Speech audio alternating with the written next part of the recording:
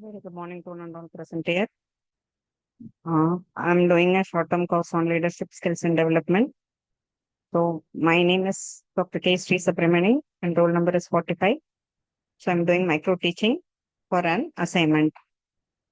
So I'm going to explain a topic called digital electronic circuits, the combinational logic circuit.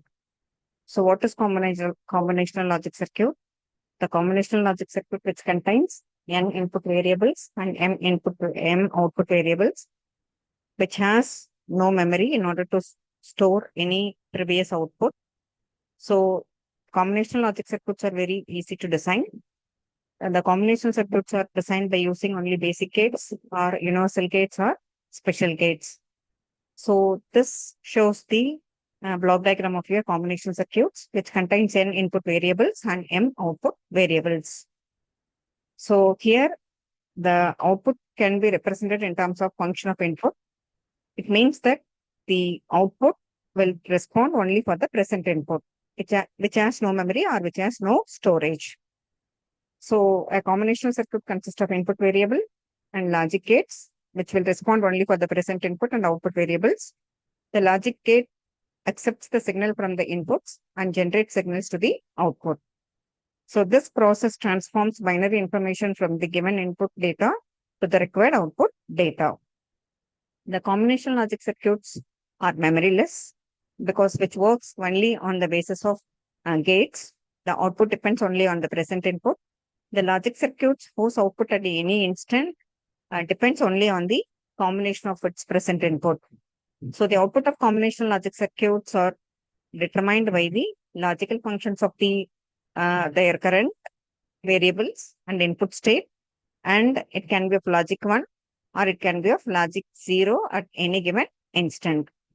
The combinational logic circuits can be divided into an arithmetic logic functions, data transformation, or code converters.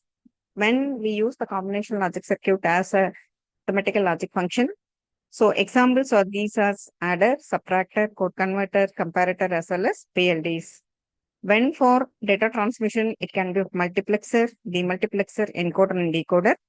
For code converter, there can be of a binary to any other code, BCD to any other code, and the 7-segment display is an example of this thing. So these are the examples of your combinational logic circuits like adder, subtractor, encoder, decoder, mux, demux, code converters, parity checker generator, and magnitude comparator. So before going into the combinational logic circuit, so we should know the design procedure. First thing, we have to identify the problem statement. The problem has to be stated very clearly. After defining the problem, the number of available input and output variables has to be determined. And then the input and output variables are assigned with letter symbols. You can assign any letter symbol from A to Z. So in order to relate the input and output, the truth table that defines the required relationship between input and output variables. The simplified Boolean functions for each output is obtained by using a simplification method is called K-map, or we can use Boolean rules. Then the logic diagram is drawn. So we'll start with a simple example, adder. Adder can perform addition. So we are taking only one bit function for adding this. 0 plus 0 is equal to 0. 0 plus 1 is equal to 1 and 1 plus 0 is equal to 1.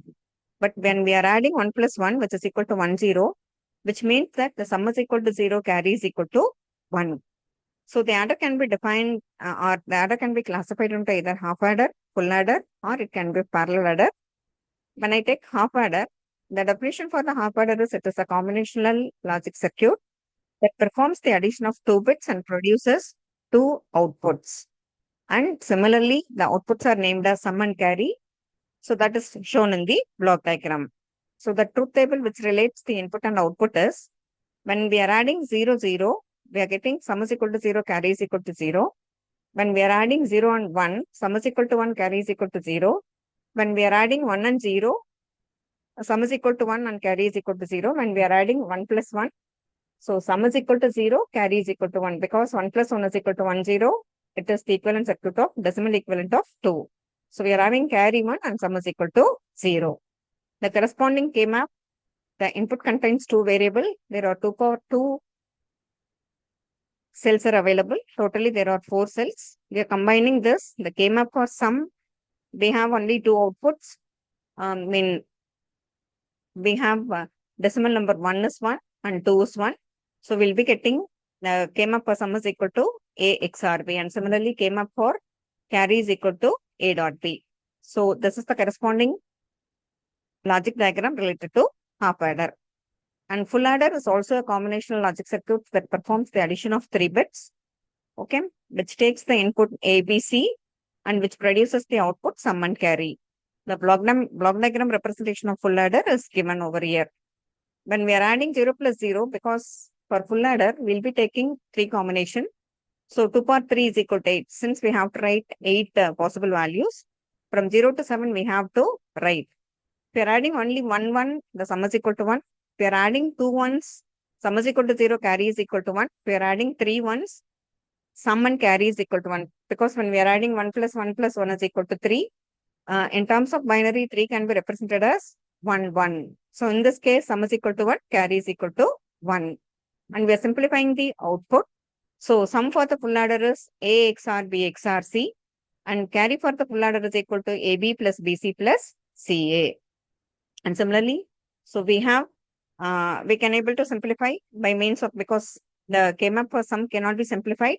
So we are writing the expression and we are simplifying the expression by using Boolean laws. So thank you.